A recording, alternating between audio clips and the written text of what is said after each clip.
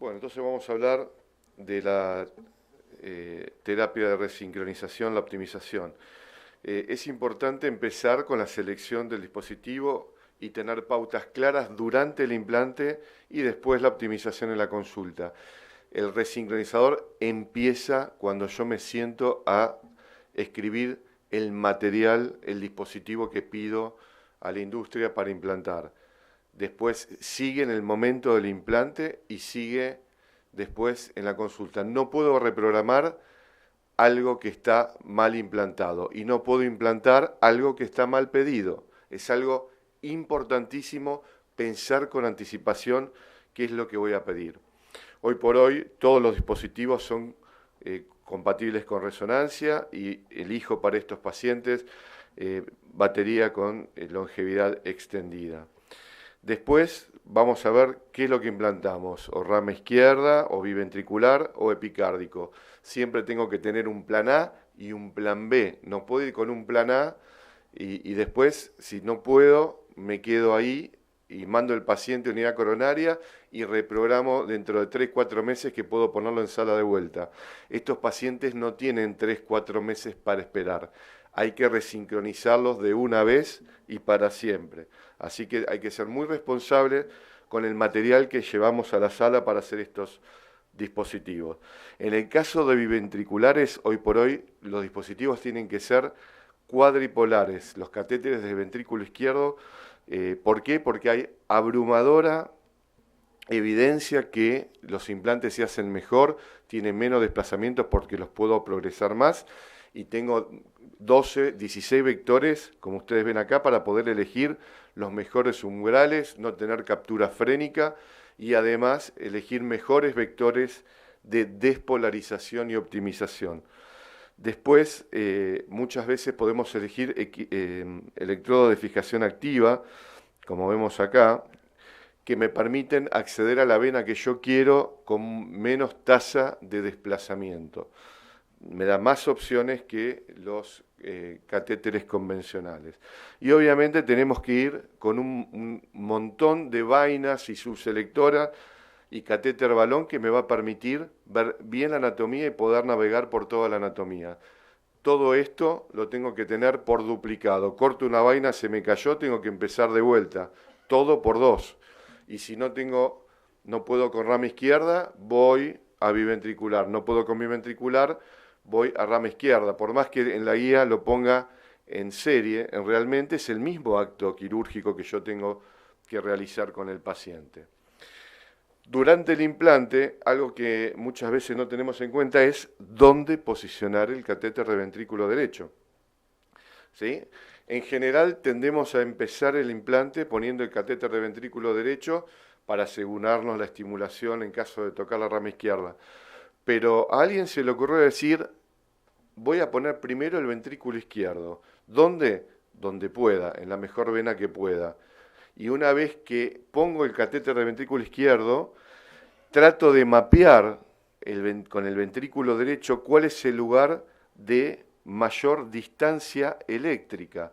¿Sí? Esto se llama Maximal Electrical Separation. Entonces, de alguna manera, la mayoría de veces la máxima separación se da en el septum medio o septum alto. Y esto tiene implicancias pronósticas. No es lo mismo ponerlo en el ápex, no es lo mismo ponerlo en la región basal que en la región de máxima separación.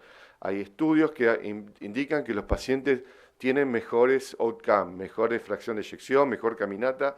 O sea, a veces lo que no me permite hacer el ventrículo izquierdo, me lo permite hacer el ventrículo derecho. Si mi ventrículo izquierdo fue muy abajo, posterolateral o más posterior, voy a poner el ventrículo derecho más arriba, tratar de separarlo. Y al revés, si va anterolateral, tratarlo de poner un poquito más abajo. ¿Sí? Siempre pensemos en la posibilidad de poner mejor el ventrículo derecho. Con respecto al ventrículo izquierdo, siempre intentamos buscar en los pacientes como lo que es rama izquierda la zona de mayor retraso que está en la región lateral o posterolateral, siempre tratar de buscar esas venas. Para eso siempre hay que hacer venografía. Excelentes venografías, muchas veces proximales y distales, dos venografías en las dos proyecciones para saber dónde tengo que ir, ¿sí? Generalmente la pared lateral, y tengo que no ponerlo en la región apical. ¿Sí? Tiene que estar en la región media o basal. El mejor dipolo para estimular generalmente es la media y la basal. El problema es que muchas veces progresamos el catéter porque tenemos miedo que se nos caiga y quedamos muy apical. Y eso pasaba más que nada con los catéteres bipolares. En cambio, con cuadripolares siempre tengo una opción más basal que me va a permitir hacer una mejor estimulación. La estimulación biventricular es material dependiente, se requiere mucho material para poder hacer las cosas adecuadamente. Siempre utilizar subselectores venosos, por más que la vena parezca fácil, por más que decir yo acá la emboco sin ningún problema, usar subselectores venosos para poder progresar bien y anclar la punta del electrodo. Nunca se deja el electrodo en una vena grande, siempre la punta, a través de over the wire, se pone la cuerda y se ancla la punta para que el catéter no se desplace. Y ese empuje, ese soporte, se lo tiene que dar con subselectores venosos. Obviamente hay que tratar de evitar las zonas de fibrosis y la estimulación frénica. Si no le hago un estudio de resonancia, ¿cómo me doy cuenta que hay fibrosis? Y generalmente porque es un lugar que tiene mal umbral o tiene latencia. Yo estimulo y veo que a los 110, 80 milisegundos recién empiezo a capturar el QRS. Esa zona de fibrosis, ese lugar tengo que evitarlo. Otra cosa que dicen las guías, como recién lo mencionó Caro, es que hay que tomar mediciones en el momento. ¿Qué mediciones tomo? El más conocido es el QLB, medir desde el principio del QRS hacia el pico del electrograma ventricular. Generalmente, si nosotros buscamos la zona de máximo retraso en el bloqueo de rama izquierda, el QLB es mayor a 100, 110, mayor a 120 milisegundos, y eso es un excelente predictor de evolución clínica favorable en nuestros pacientes. Pero ojo que no siempre el QLB más largo es el lateral. Fíjense, este caso es un paciente que tiene un no bloqueo de rama izquierda, y fíjense que el QLB lateral es cortito, 75 milisegundos, en cambio el QLB a nivel de la vena anterior es mucho más largo, evidentemente porque tiene otro tipo de trastorno. Entonces se tiene que medir, ¿sí? El QLB, o medir entre el ventrículo derecho, la diferencia entre el ventrículo derecho y el ventrículo izquierdo, que tiene que ser también mayor a 100 milisegundos. Esos son los dos parámetros. Este lo usamos más para los pacientes que tienen bloqueo completo, entonces no podemos medir QLB, y el otro lo usamos para el paciente típico de bloqueo de rama izquierda. Si no tengo buenos parámetros eléctricos, quiere decir que no pude seleccionar una buena vena, debería pasar a la opción B, en este caso, por ejemplo, estimulación de la rama izquierda. Con respecto a la programación, hay que seleccionar el mejor vector. Tenemos generalmente 12, 16 vectores, depende del equipo de la industria que estemos usando, y hay que programar los intervalos AB e intervalos BB. Vamos a mostrar una forma práctica de cómo lo hacemos. Los mismos dispositivos nos muestran todos los vectores con sus respectivos umbrales y cuánta pérdida de batería deberíamos tener si utilizamos esos vectores. Y después de lo eléctrico, lo que hacemos es prueba de captura frénica para descartar los vectores que tienen captura frénica. Y acá tenemos, ¿sí? Me dice LB1, no llego a leer, 56 milisegundos, LB2, 84 milisegundos, LB3, ¿qué dice? 88. Este es el que tiene el número más alto. Este es el dipolo que debería elegir para resincronizar. Entonces, si ese dipolo tiene un umbral aceptable, algo eléctrico aceptable, es el que voy a elegir para optimizar. De esa manera tenemos que hacerlo, generalmente lo hacemos inmediatamente después del implante, y vamos viendo después en las consultas si eso se mantiene. Con respecto al intervalo AB, es crítico, es absolutamente crítico el intervalo AB. Fíjense este ejemplo de un BTI aórtico, donde tenemos un paciente con un bloqueo AB completo. Fíjense, acá tengo un intervalo AB muy largo, este es el BTI. Este intervalo AB más largo, ¿sí? Por casualidad, fíjense cómo baja el BTI. Y cuando el intervalo AB es óptimo, cómo aumenta el área de la curva del BTI. Esto es un marcapasos absolutamente convencional. Imagínense un paciente que tiene caída de la fracción de eyección. Es crítico. Todos los pacientes tienen que tener la optimización del intervalo AB y nunca truncar la onda A. Nosotros tenemos el flujograma mitral, donde el tiempo de transporte auricular debe ser respetado. Prefiero una B un poco más largo que una B corto, donde no terminé el transporte auricular, porque eso tiene un impacto directo en el aumento de las presiones pulmonares y el edema agudo de pulmón, como lo hemos visto en muchos casos, por dejar AB cortos o dejar los AB que vienen de fábrica que están extremadamente mal seteados, por lo menos hace unos años. Eran extremadamente cortos, ahora lo fueron mejorando. Tengan en cuenta que el intervalo AB que vemos muchas veces no es el que ve el dispositivo, esto lo voy a pasar.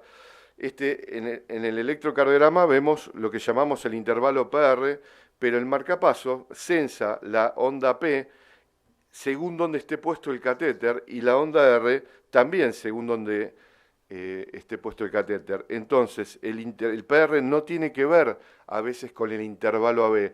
No podemos traspolar el intervalo PR al intervalo AB porque tiene que ver los delays que tiene el equipo al censar la aurícula y el ventrículo. Fíjense este caso donde pasan muchísimos milisegundos entre donde empieza la onda P y donde lo censa el equipo y donde empieza el QRS y donde censa la R el equipo. A veces estamos hablando de 80, 100, 120 milisegundos y eso lo tenemos que tener en cuenta en el momento que optimizamos los intervalos del marcapaso.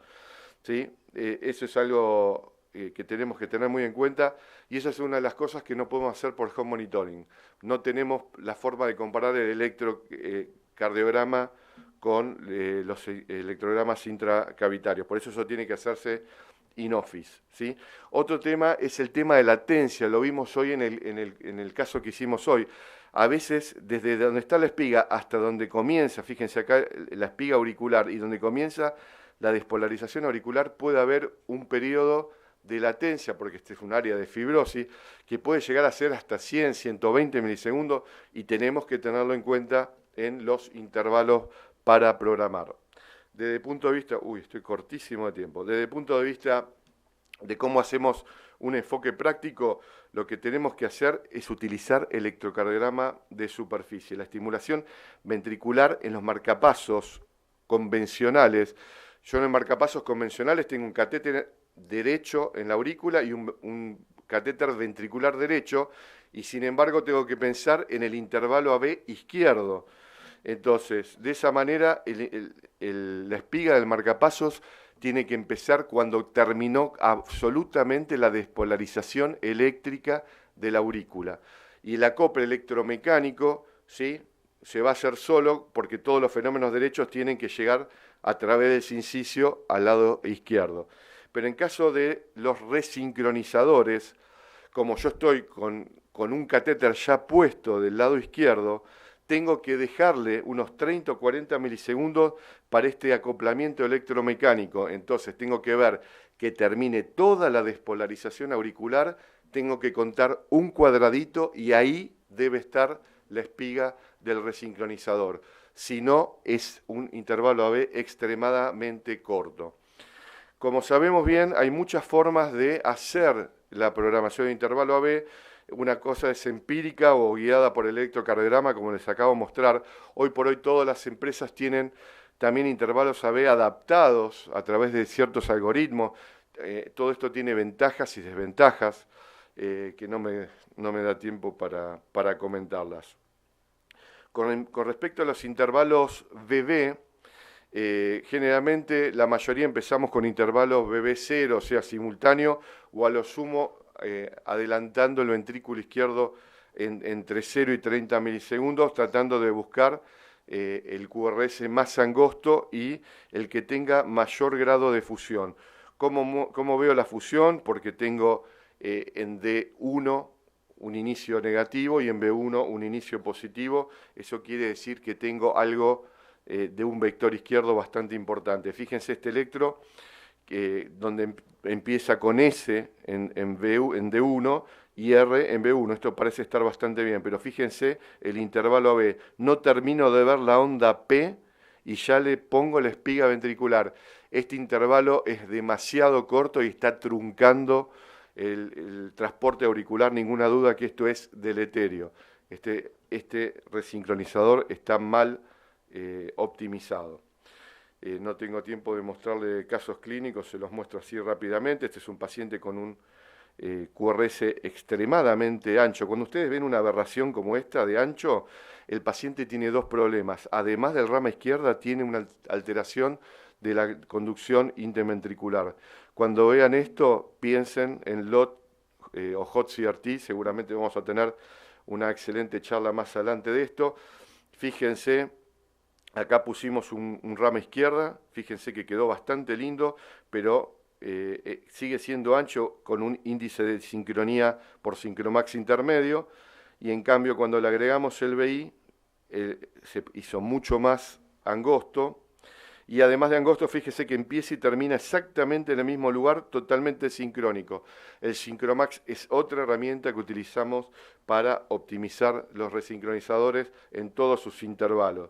Acá tenemos otro caso, que hicimos un implante en GIS, ¿sí? Y además le agregamos el catéter. Nosotros el catéter de desfibrilador lo ponemos tratando de resincronizar la rama derecha por encima de la banda moderadora, y fíjense con GIS quedó este bloqueo de rama derecha que mejoró muchísimo cuando le optimizamos en el momento justo la despolarización del desfibrilador, del catéter del desfibrilador, sacándole ese patrón de rama derecha que tenía. Fíjense que está absolutamente corregido, y eso, bueno, tuvo muchísimas implicancias en la evolución del paciente.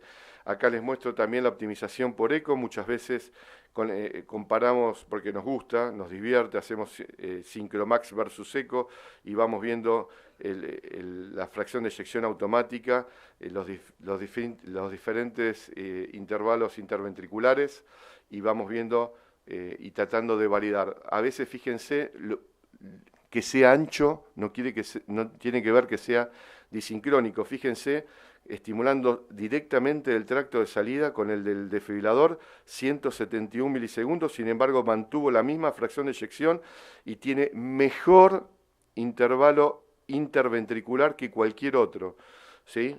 Por eso la disincronía, a veces la despolarización es lenta, pero sincrónica. Bueno, así quedó el paciente después de corregido, pero me quedé sin tiempo.